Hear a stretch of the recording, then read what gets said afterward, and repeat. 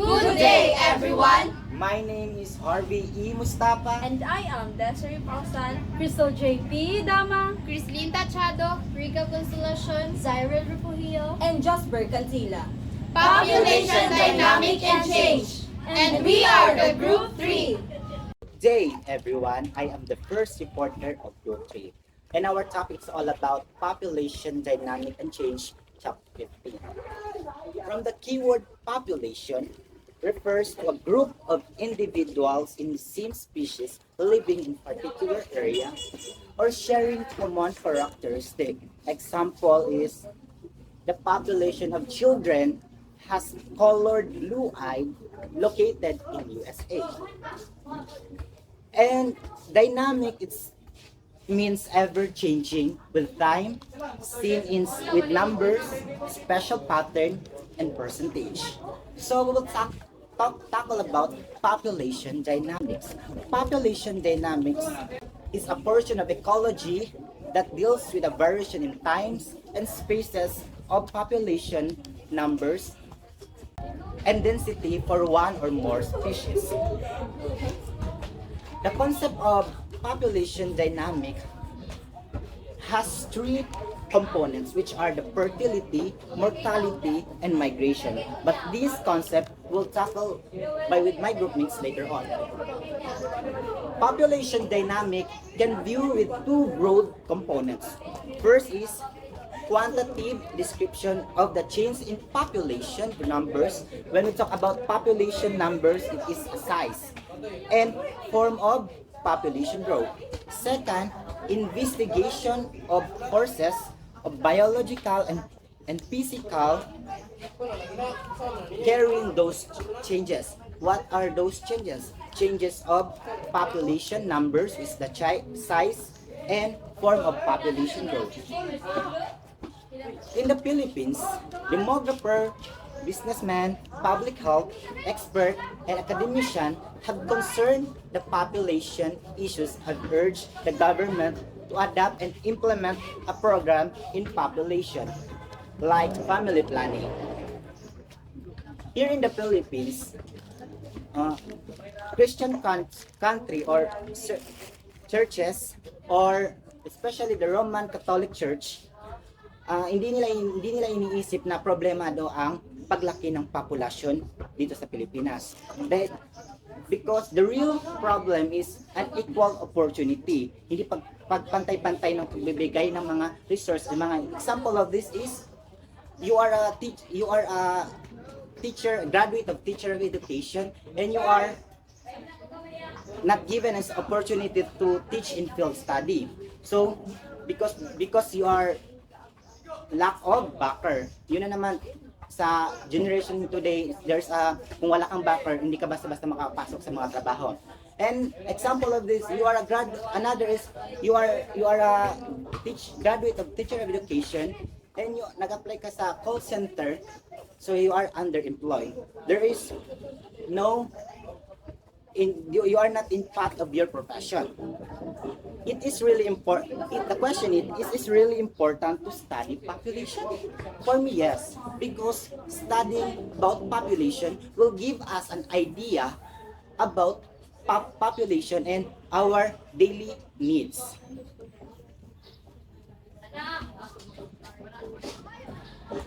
There are three important features of human population as an aggregate. First, it is relatively endogamous. Endogamous means you are marrying one only religion. Example, I am a Muslim and I will marry just my Muslim's religion also. That is endogamous. You are marrying your own religion or one religion only. Second, it is occupies common territory. Third, it is structured along biological, social, and cultural dimension. According to Winston 1996, population can be divided into categories or subpopulation on a basis of age, gender, ethnic group, region, or social class. Social class, if they are the group of people has a common economic, socio-economics, I mean. Demography as its own body of interrelated concept and gets its matter or method from other discipline. What are those discipline? Like sociology, anthropology, economics, biology, genetic, and the health sciences. There are three sources of demographic data, which are the vital registration statistic and population. Second is population census. Third is sample survey. The study of population and its trends is important as give information about population growth and its composition and its possible long-term and short-term effect. Good afternoon, everyone. So I am the next reporter. My topic is all about the global population situation. So from the word population, it refers to the entire number of people of all ages living in all centuries throughout the world. Human beings have been on this planet a little more than 2 million years. Information based on circumstantial evidence show that population then was about 125,000, and with the dawn of the Neolithic period some 10,000 years ago, the world population was estimated at about 10 million. The period is associated with the agricultural revolution. In 1798, Thomas Robert Malthus, an English clergyman and college professor, published Essay on Population. He used facts to support his idea. He believed that population tends to grow more than food supply.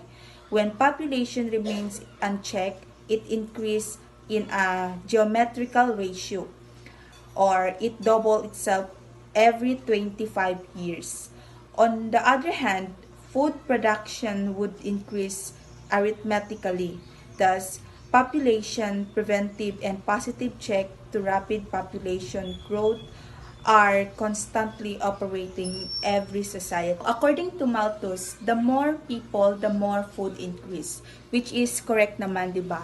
Kasi pag dumarami yung tao, dumarami rin yung kumakain. In 1960, the global total was 3 billion. The 4 billion mark was reached in 1974. Since then, the population has been growing at an annual rate of 1.7% to 2.1% per annum. The 5 billion mark was reached in 1987. So the world's largest countries in 2003 is China. So China has the largest population with over 1 billion people. India ranks second, and the United States third, and the Philippines ranks 13. So demographers hold that the rapid growth of population has resulted from the wide gap between the high birth rate and the declining death rate, bringing about a great natural increase. In the Western centuries, the declining mortality started about the middle of the 19th century, the period of the Industrial Revolution. This condition of high birth rate and declining death rate resulting in an accelerated growth of population is known as the demographic transition. The rapid growth in these developing countries came about on account of the spread of public health and the rise in food production, the so-called or Green Revolution. As a consequence, the life expectancy rose and infant mortality declined. The Philippines is one of the fastest growing countries of the world today. So at the beginning of the Spanish regime, the population of the country was estimated to be at 670,000 in 1799. The population was estimated at about 1,502,754. It took more than 2 centuries for the population to double. So now let's proceed to the Philippine population growth, components of population change and fertility. So now we tackle about Philippine population growth. We start in the year of 1591. The population is 0.67 million. Year 1799, 1.50 million. Year 1850 is 3.85 million. Year 1918, the population is 10.31 million. Year 1939, the population is 16.0 million. Year 1960, 27.08 million.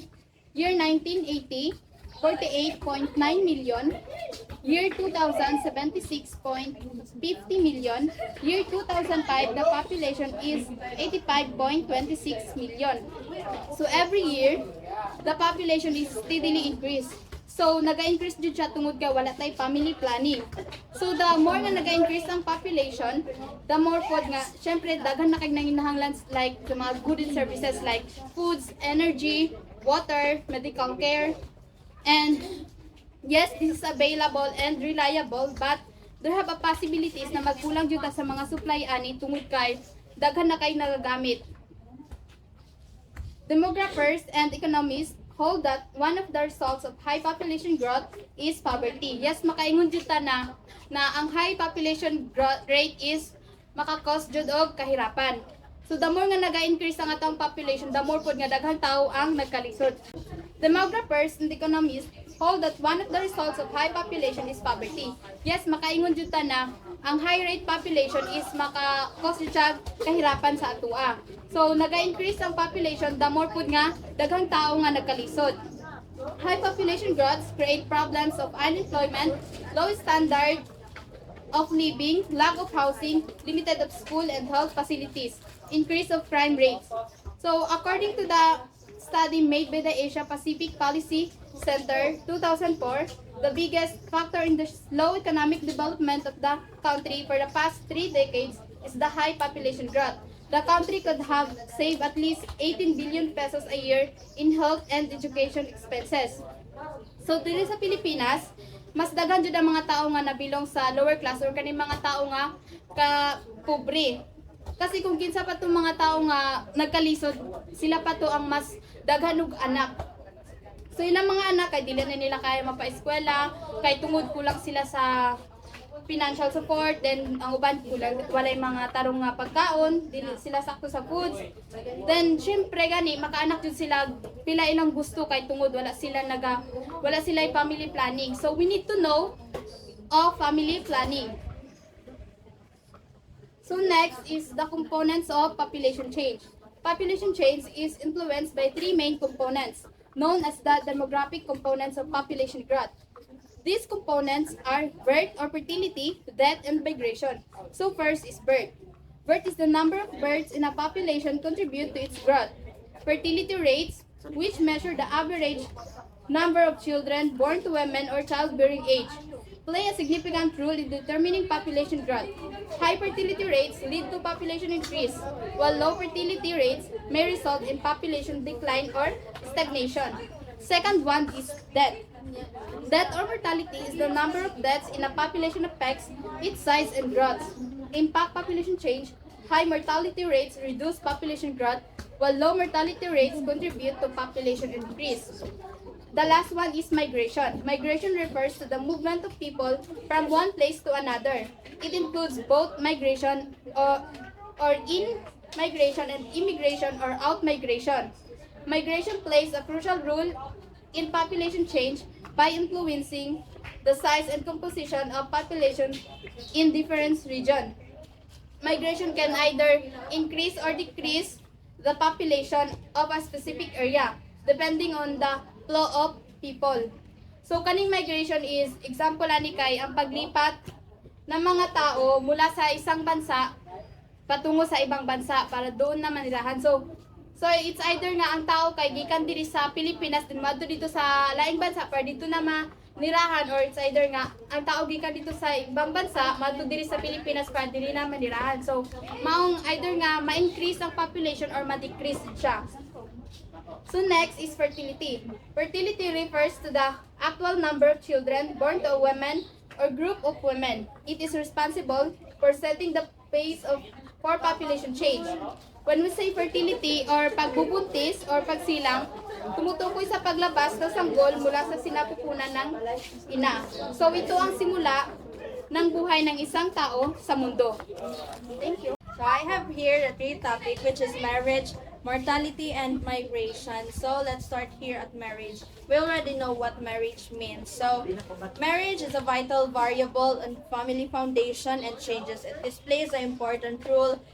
The 1988 Family Code provides the minimum age of 18 years and prescribed parental consent for the person marrying 18 to 21 years of age and parental advice for those marrying 21 to 25 years old. So here, 18 is allowed to marry, right? Because kanang legal age na ang 18 years old. So they already need a parental consent so that their both parents would agree to their decision. So 21 to 25 years old, they just need a parental advice from their parents kung paon sa mapalambo ang ilahang panaguban. So records of the 1971 marriage of the Bureau of Census and Statistics revealed that most marriages were highly concentrated in 20 to 24 age group for brides and grooms. So Filipino males generally married at older than female. The minimum age of marriage for men was 27, while for women is 24. So okay here, mas higher jud or mas older ang male kaysa sa female, mas mostly na to makita nga mas daghan og magminyo nga mas magulang pa ang laki than sa babae. So usahay lang ta makakita og magtiayon nga mas magulang ang babae kaysa sa laki. So more than 500,000 of marriage solemnized in 2000 were increased marriage by 3.9% from 551,444 in 1999 to 572,955 marriage solemnized in 2000. They were 572,955, an average of one couple being married. So and in a year 1999, so we have 551,444, and in 2000 we have 572,955. So in a year, ang nag-increase sa iyaha is 21,511. So let's move on to mortality. Mortality refers to the number of deaths per 1,000 of the total mid-year population and a particular place at specified time. The Philippines has shown stable death rate from the 1970s to early 80s. The national death rate of 1983 was 6.3 death per thousand population, declining 5.5 in 1988 and down to 4.9 in 1997. The statistic national office. Here are these are the leading causes of death in 1986 to 1992. So these are those: bronchitis, diarrhea, influenza, pneumonia, and tuberculosis. These are those 5 major causes of death. So the first gain of declining mortality rate or infancy death is more babies below 1 year are being saved. The 5 leading causes of infant death from 1986 to 1991 were pneumonia, respiratory conditions of fetus and newborn, diarrhea, congenital anomalies, and avitaminosis. Conditions caused by vitamins deficiency. So these 5 major causes was kanang ang hinungdan ani kay ang vitamin deficiency. The reproduction mortality can attributed and create strife in medicine, agriculture, transportation, vaccination, expansion of delivery of health and nutrition services, improves the safe water supply studied the factor of responsibility for mortality declining, shown that the public death control and immunization have resolved the mortality reductions over the developing to number of year individual can expect to live at the time of birth. So here, almost ang government is wala na nagkulang sa atua, which is nagkuha na sila nag-implement na sila og mga immunization, which is ginahatag sa mga babies, even sa mga pregnant women, ginahatag siya kay para ma-safe na ang delivery sa mga newborn. So, even the kanang water supplies is ginakuha na siya, gina-implement na nila ang safe, ang kanang kalimpyo sa mga tubig. So, ano siya. So,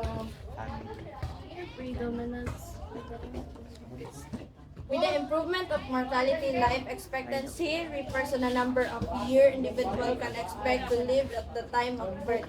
The life expectancy of the Filipino increased the figure of 11.54 males and 13.92 for females in 1902 to about 52.18 for the life expectancy, increased to 61.3 for males and 64 for females. So there is mas higher ang babayi, mas daghan ang babayi sa kalibutan than sa lalaki. Due to kanang in the United States, look, sa United States is expectancy for females is 73, for females is 79 in 1988. So here sa US is mas taas ra gihapon ang females than sa male. So ang females daw is 79, then ang male is 73. Sa Spain is 73 and 81 for females. Ang males nila is 73, so ang female is 81. So in Malaysia, 70 for males and 75 for females. And the last is Singapore, 74 for males and 80 for females. So mo ni siyang nagpamatuod nga mas daghan na ang babayi sa kalibutan dahil sa mga lalaki.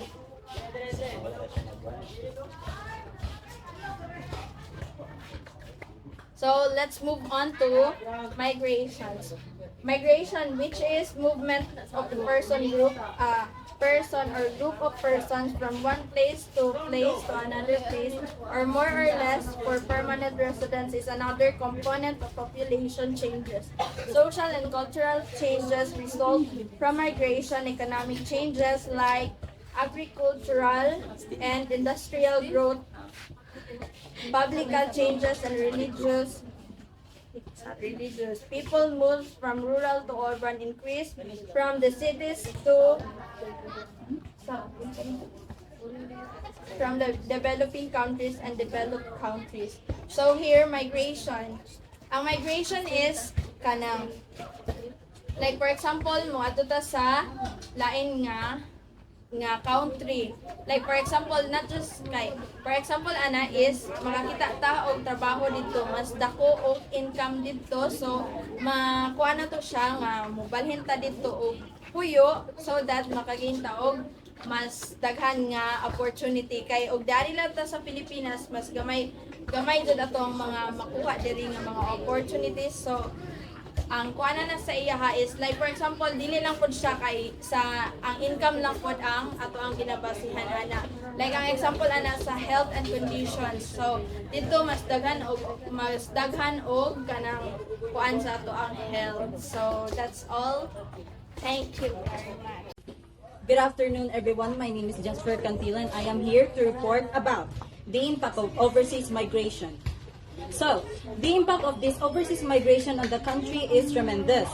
Some analysts say that the OFW's remittances saved the country from the balance of payment crisis. In many parts of the country, concrete houses owned by returning workers have sprouted. So, ngano manggingon diri ang OFW's remittances save the country from the balance of payment crisis? Kay tungod sa pag-work sa laing country, so tagaan ka og higher wages.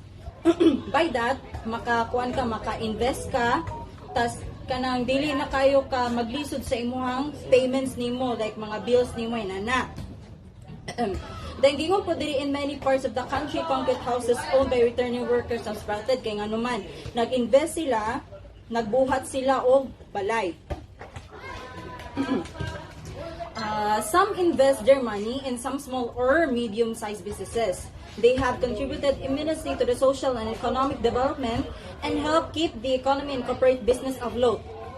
So kasagaran daw sa mga OFWs kay nag-work sila sa laing country to invest og kwarta ug maghimo sila mga businesses. Tapos gingon diri, OFWs help keep the economy and corporate business afloat kay nganuman. Kay kasagaran sa mga OFWs na ay mga business ug trabaho.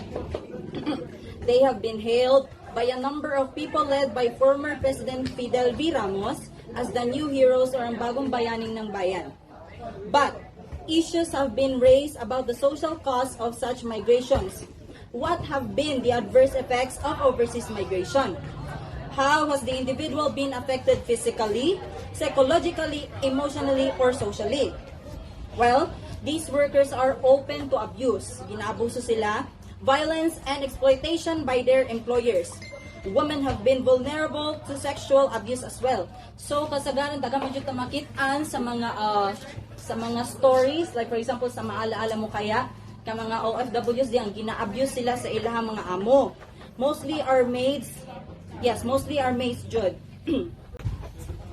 Foremost among them are the Flor Contemplacion and Sara Balabagan cases, which elicited outcries from the people. There was also the case of Angelo de la Cruz. So meaning, dili lang ang mga women or mga babayi ang naka-experience ng mga pang-abuso, kundi apil ang mga lalaki. Abducted in 2004, Angelo de la Cruz abducted in 2004 and released only after intense negotiation with the Iraq government. Then, another case, Ray Torres, a Filipino worker, was killed in Baghdad in 2005. So, nanay proof nga no, ginaabuso jud sila o worst case, gipatay. And what happens to the family left behind? The person left has to reckon single-handedly with the bringing of the children. So, ikaw nga, parent ka, tapos na kay mga nabilin nga anak sa inyuhang panimalay, ang imuhang ginikanan magbantay sa imong anak. And, mas magliso jud siya kay ikaw raman nagtrabaho. For example, ang isa ka worker, siya ra isa ka amahan, nagtrabaho sa laing country, dayon siyang nag-earn og money ug nag-invest. Pag mawala na to siya, mas maglisod. And such situations usually lead to broken homes. Malamang mabungkag jud. What price does one pay for being an overseas contract worker, and what has the government done to ease these situations? Naabar wala. The phenomenon of the overseas contract workers will be with us in more years to come unless the government and private corporations create more and well-paying jobs to make them stay home. So during sa Philippines, usually we are suffering in poverty, tapos ka nang dili ta makadawat og trabaho unless we don't have backer. Yan ana dyan nakasagaran dire. Maon nang mamalhin ang mga Filipinos or mahimo silang overseas Filipino workers kay tungod sa inana nga pamaagi tapos gamay ra kay mga wages nga ginahatag dire. So, what is impressive about occupational profile in the mid-70s is that a majority of them, kinadaghanan nila is 53.5% nga professionals, followed by service workers, production and transportation workers, and performing artists or entertainers. They saw more professionals, especially medical workers, among the overseas contract workers. Kaya syempre, mas kinahanglan sa mga lain bansa ang mga niagi og nurses, doctors, and anang kinahanglan dito. And an increasing demand for service workers, kanang mga service workers, for example, maids or basta kasagaran mga inana. Particularly domestic helpers, mga na sila maids, and entertainers. Also mga entertainers kan mga mag-artista or kanang mga singers, for example sa Japan, kanang inana ning kanang sa Japan kwaong kanila para ikaw mukanta dito sa isa ka resto bar, mga inana na siya. Female worker resulted in the increasing feminization of the overseas contract workers. So kasagaran, mga babae jud ang magtrabaho sa laing bansa.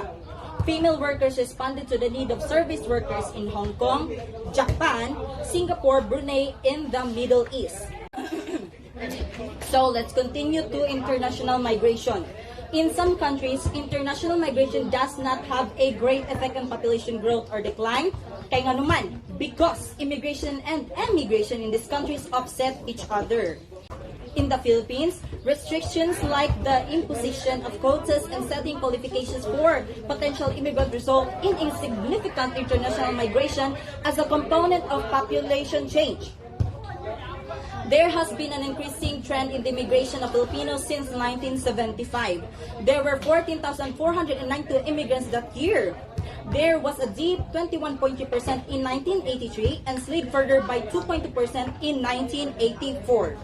In 1985, the number of immigrants totaled 45,269. There was a continued increase up to 1988 and reached its peak in 1993. The number of registered immigrants had been fluctuating since 1994. In 1999, there were 40,508 immigrants. In 2001, about 52,050 immigrated to various countries like the United States, Canada, Australia, Japan, in the United Kingdom, and Germany. So most of these immigrants were either students, housewives, professionals, or technical workers. So migration may be internal or international. What is internal migration? So internal migration refers to the movement of individuals or groups within the borders of a country from one region to another. It can be driven by factors such as economic opportunities, education, or personal reasons. Internal migration impacts population distribution, regional development, and urbanization within a country. So the other one is international. So what is international migration? International migration involves individuals moving from one country to another to establish a new residence. It can be voluntary or forced, driven by factors such as economic opportunities, education, family reasons, or conflict. International migration influences demographics, labor markets, and cultural diversity in the both home and destination countries. It requires navigating immigration processes and adapting to a new social environment. Any migration involves a set of forces, the push and pull factors.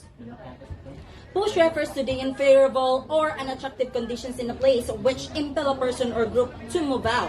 Among the push factors are harsh climate, poor employment opportunities, oppressive laws and rule, government regulations, and the bureaucracy, political religions, persecution, internal disorders, and war. So, ang push factors kay meaning ana ni wala siya good outcome or sa gingon diri ka ng harsh kaayo siya nga harsh nga factors kay hindi ingon diri harsh climate, poor employment opportunities. So kumbaga mo siya country nga lisod magbuhi didto or lisod mangitag trabaho didto, and worst case na pay war. And the other one is pull factors include attractive and favorable climate, good employment opportunities, prospects for faster personal growth, high salaries, political and religious freedom, and peace and order.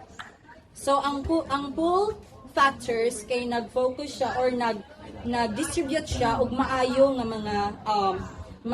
mga trabaho nga opportunities kanang faster and favorable climate, faster professional growth. So kumbaga kung naa ka sa country na pull factor, so mas maangat jud ang imong trabaho. Mas dako sab ang sweldo. Okay. What are the reasons for migrating in the Philippines? The main consideration is financial or economic. So mostly diri sa Philippines, dili man sa imong tanan pero nag-suffer jud siya og poverty. That's why daghang kay mga OFW para makawala sa poverty. Workers get higher salaries or wages abroad than in the Philippines. So sa laing country mas dako ang sweldo kaysa pag diri ka mo trabaho sa Pilipinas gamay ra. There is the desire to increase family social mobility. Children can be sent to exclusive schools and money can be invested in a house or small businesses. So, sa mga OFW nga nagtrabaho sa laing country, since dagko man sila og sweldo, kaya nila pa eskwelahan nilang anak sa mga dagko nga eskwelahan. Like for example, kanang sa college, sa Universidad de Zamboanga, so mga mahal man jud kay nag-tuition, so pwede nila mapa-eskwela ilang anak dito rather than sa public schools. Okay. Young couples who migrate together do this in order to save money to start a business and be independent financially when they return. For the more affluent families, the main motivation is the desire for change and adventure. For others, it is a means to escape from this dissatisfaction with life in the Philippines. Klaro man kaayo nga kana mga dissatisfaction daghan kay mga factors sa trabaho, sa economy, and sa lugar. The feeling that there is no more future in one's career or the desire to escape siblings' control. It is a way to express one's independence and to experience personal growth. For married women, migration is a way to escape an unhappy marriage. Kanang mga nasawi sa pag-ibig or kanabitang murag nag-cheat ilang bana, so gusto sila makigulag. Yan ano, for example lang, gusto sila makigulag. So para to ease the pain, muadto sila sa laing country to enjoy. According to the National Census and Statistics Office, the National Capital Region was estimated to have the highest rate in migration in 1985. This was followed by Southern Luzon, Northern Mindanao, and Southern Mindanao. The Visayas, followed by the Bicol and Ilocos regions, had the highest net out migration. People are being pushed out of their homes, bases, by economic pressures and the hope of a good job or perceived employment opportunities in the place of destination. So sa giingon diri nga kaning followed by the Bicol, Ilocos regions had the highest net of migration. People are being pushed away for their home bases for economic pressures, by economic pressures. Kaya nga naman, gusto sila nga magstay ra sa ilahang lugar, pero kay tungod sa economic nila nga dili jud madala, mauna mo balhin sila sa lain country to work. Up to 1990, the National Capital Region continues to be number 1 in migration area, followed by Northern Mindanao, Southern Tagalog, and Southern Mindanao. Eastern Visayas ranks as the number 1 out migration area, followed by the Bicol region, Central Visayas, and Ilocos region. And that's all for my report. Thank you for listening. Everyone. Okay, let's proceed to biological structures. Age, sex structure. The composition of a population as determined by the number or proportion of males and females in each age category. The age-sex structure of a population is the cumulative result of past trends in fertility, mortality, and migration. So, age-sex structure, it talks about the composition or the number of males and females. Okay, we have the 3 components of population. First is the fertility, second is the mortality, and the last is migration. First, we will talk about fertility. It is the ability to have babies or to reproduce. It is the quality of a human's ability to produce offspring, which is dependent on age, health, and other factors. So we all know that not all women can produce babies because it's either they are healthy or kasi mga nagkalain-lain nga diferensya sa ilang lawas. So next is the mortality. The state of being mortal or destined to die. So mortality, it is the persons who is destined to die. And last is migration, the movement of a person or people from one country, locality, place, or of residence to settle in another. So, these are the 3 components of population. So, nabilong ang migration, it is because many Filipinos or Filipino nga kanang because of poverty is mas pilion nila nga mo migrate sa laing country to work or to get a job. Age structures. Age structure of a population refers to a proportionate numbers of people in different age categories in a given population for a defined time. So, age structure, it's either sa males sa age 18 to 20 above. So, nailahi na siya. Dili ingon nga from 1 to pataas is usa lang siya tanan. So, nagdepende siya sa kung unsa ang gipangita sa. Next is the sex composition or ratio. It is defined as the numbers of males per 100 females in the population. Is an important social indicator to measure the degree of equity between males and females in a society at a given point of time.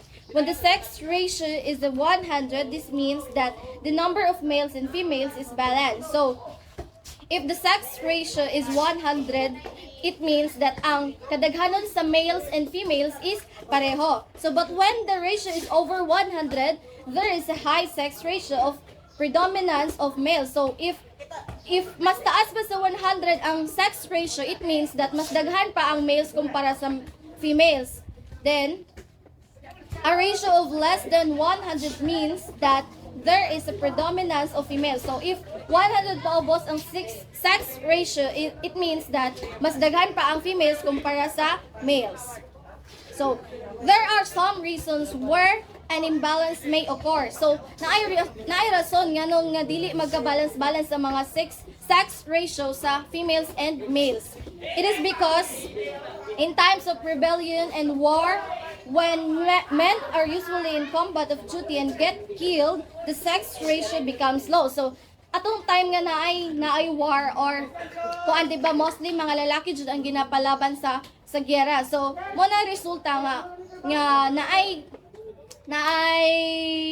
times nga mas daghan ang males kumpara sa females. So, based sa akong research nga mo na rason nga ang uban kay wala this ka namang naadjay rason nga ngano ang uban nga dili jud sila maminyo or dili ingon nga wala jud ka nang para sa ilaha kay tungod sa kakulangon dili pareho ang sex ratio sa males and females. So, let's say for example, in accordance sa atong courses, like for example, sa education or ikumpara na to sa criminology, di ba? Mas prefer ang lalaki sa course nga criminology compare sa babae. So, it means that ang sex composition is dili lang ingon nga magmatter siya sa kung unsa ang kaya or capacity sa babae or sa lalaki. So, magdepende jud siya sa kung asa ka na bagay i-place. Next is the consequence and implications of rapid population growth. Rapid population growth is the increase in the number of individuals in a population due to higher birth rates and decreased mortality rates. So rapid ang consequences and implications sa pagtaas sa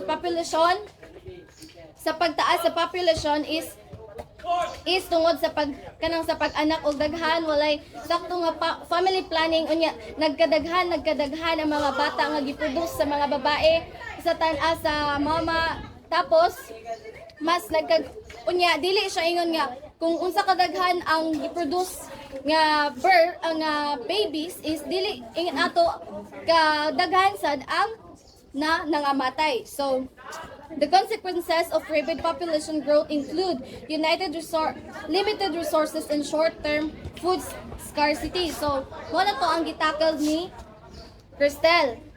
Ganina nga, pag once nga mo taas ang population, it means that nga magkataas sad ang mga panginahanglanon nato diri. So, mas magkadaghan ang magkonsume sa food, sa electricity, sa water. So, mas magkalisod pa ang kalibutan. So, dealing with the short-term food scarcity can be challenging for our country. So, lisod jud kayo para sa tuwa nga ingon ani nga mas magkadaghan or magkataas ang populasyon nato sa atoang country. Most demographers and ecologists believe that rapid population growth puts some stress on the supporting capacity of the earth and thus hinders society's economic development. So paunsa man nga mo grow mo-grow ang ato ang country kung nagpataas ang populasyon. So mo na, di ba sa other country as what we have observed is kanang ginakuan dyan nila ang family planning para bitaw dili ingon nga magkadako ang populasyon. So they also hold that one of the results of high population growth is a high poverty level. So syempre, kung magkataas ang population, so magkalisod jud ang mga tao diri sa atoang country. Methods, I have here some methods to control the human population include increased access to contraceptives, family planning, wealth redistribution, and one-child policies. So, baon sa man nga makontrol na to ang population. So, we need to use contraceptives. It's either pills or unsa pa na dira nga mga contraceptives, family planning, of course, and wealth redistribution and one-child policies. And that's all. Thank you. Good day. My topic is consequences and implications of rapid population growth. So what are the consequences and implications of rapid population growth? So as the population continues to grow rapidly, there are some stresses that there is an increase in demands, needs, and services. The destruction of environment and population is the biggest consequences of rapid population growth.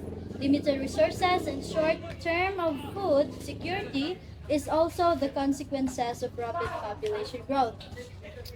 So, some demographers and ecologists who believe that rapid population growth puts some stress on the supporting capacity of the earth and thus hinder the society's economic. So those demographers and ecologists is Mercedes Concepcion, Francis Madigan, S.J. and Corazon Raimundo.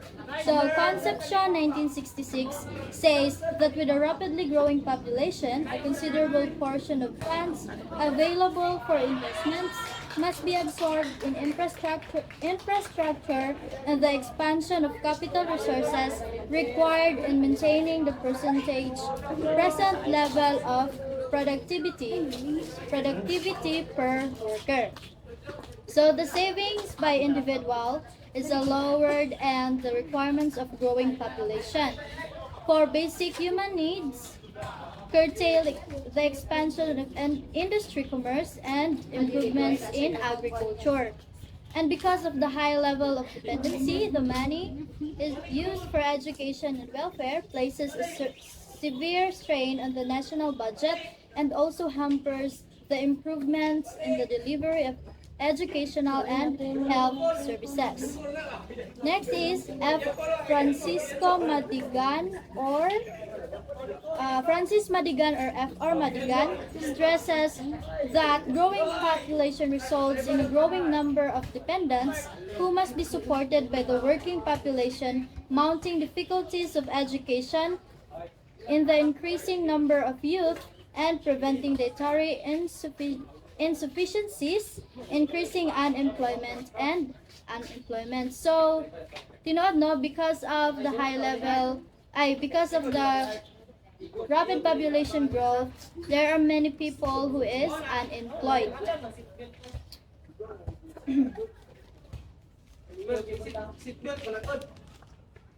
So Raimundo 1988, director of the UP Population Institute, emphasizes that the continued increase in population puts strains on environment and use of natural resources, which are necessary for fulfilling growth. Example of the natural resources are water, land, energy, and forest are the natural resources that are constantly under pressure from the rising population. So the Population Media Service 1991 adds that health, housing, and other social services are strained when population growth outpaces economic growth. The enrollment increasing annually at 3.3% from the elementary from the elementary and 4.5% for the high school students over the past 2 years. So some economists, the Catholic Church, and the pro-life proponents believe that population is not a problem because population constitutes people and people cannot be a problem. The National Economic Development Authority and other social servants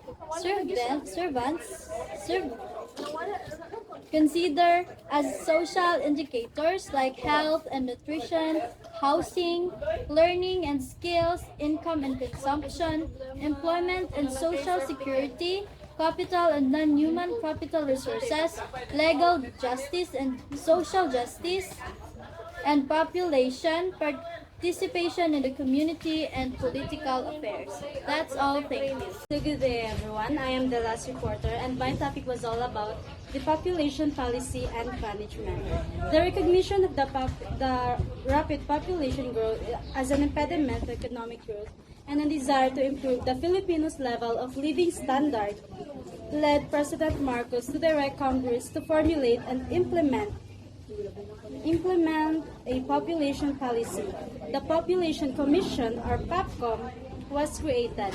The PAPCOM formulated and adopted and integrated in comprehensive long-term plans, programs, and recommendations regarding population. It made family planning an integrated part of the board and national education program and encouraged persons to adopt safe and effective means of planning and realizing the desired family size so as to discourage and prevent individuals from resorting to unacceptable practices such as birth control such as abortion.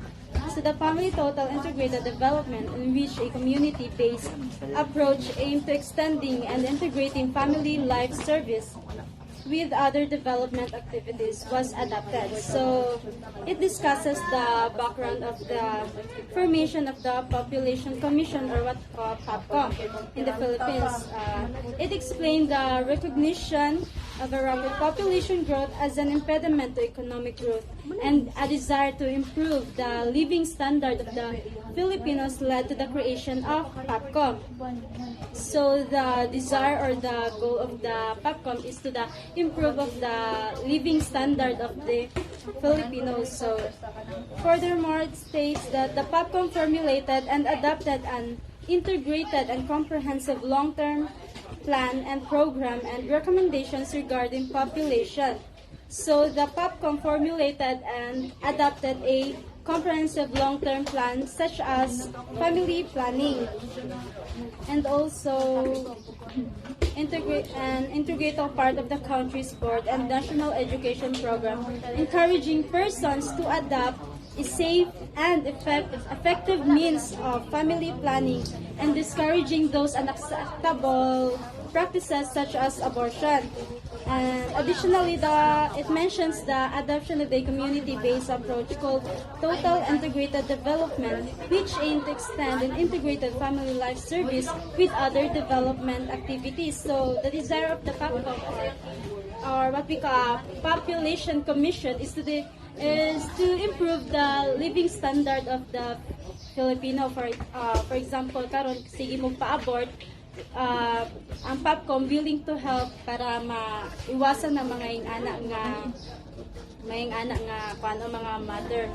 So that is the desire of the PAPCOM, or what we call Population Commission, to improve the living standard. And let's continue. The population program was criticized under the Aquino administration by the Catholic churches because of fertility reduction. A two-pronged program, we will discuss it later why the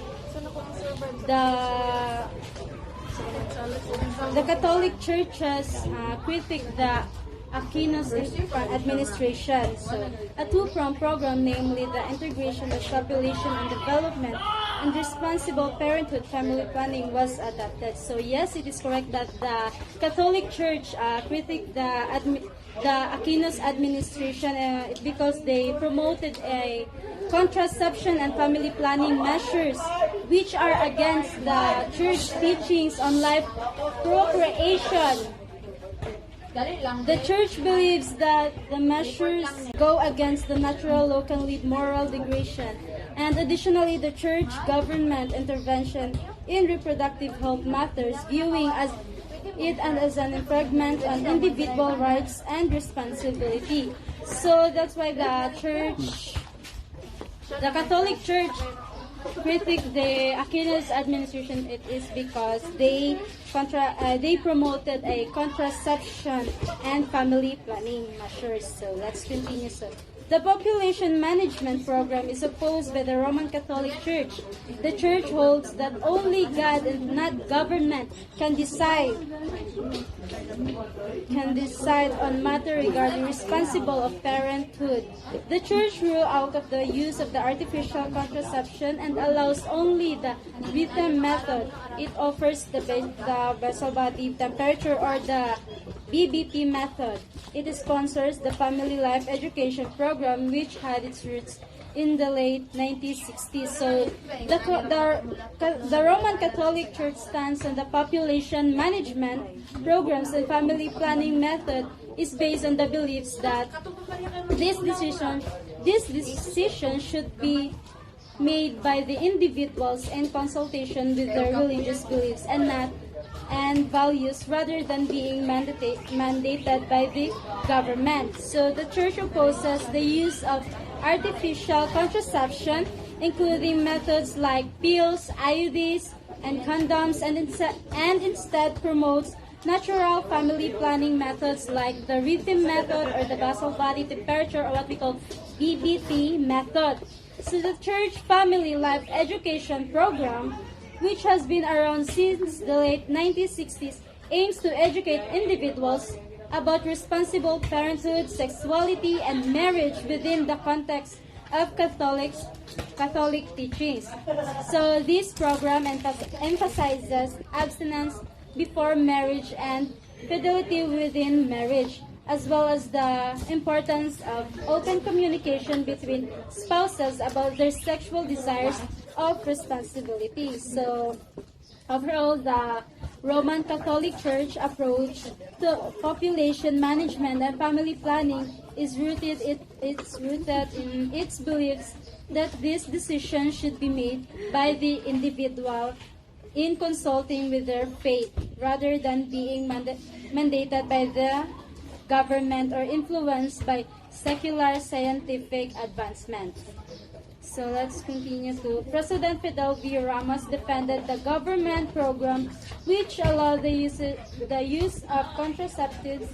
He maintained that the program was based on the idea that is essential to the achievements of country development, that the program will never allow abortion, and it is crime under the Philippine law. He stressed that the management program strives to see the people resources are approximately matched in order to attain a higher quality of life that the people deserve. The program is non-coercive and upholds the sanctified human life. It is not anchored on the constitutional provision that state shall defend the right of spouse and family based on their religious conviction and demand of the responsible parenthood. So President Fidel V. Ramos defended the government population management program that allows the use of contraceptives. So President Fidel V. Ramos, he maintained that the program was based on the idea that is essential for the country's development to ensure that the population and resources are approximately matched. So this would lead a higher quality of life of the people. The program also upholds the sanctity of the human life does not allow for abortion, as it is a crime under the Philippine law. So dili ginaalaw ni President Fidel V. Ramos ang abortion kay nano siya sa law diri sa Pilipinas, kay crime daw na siya. Isa na siya sa mga basta mo. So the program is non-coercive, and respects the religious convictions of individuals. It is anchored on the constitutional provision that the state shall defend the right of spouses to found a family. The President stressed that the program strives to achieve responsible parenthood by allowing couples to make informed decisions about their reproductive health based on their own beliefs and values. So overall, the government's population management program seeks to balance the needs of the country's development with respect for individuals' right, religious beliefs. So it aims to provide access contraceptives while also ensuring the method used responsibly to and do not infringe upon the sanctity of human life. Thank you.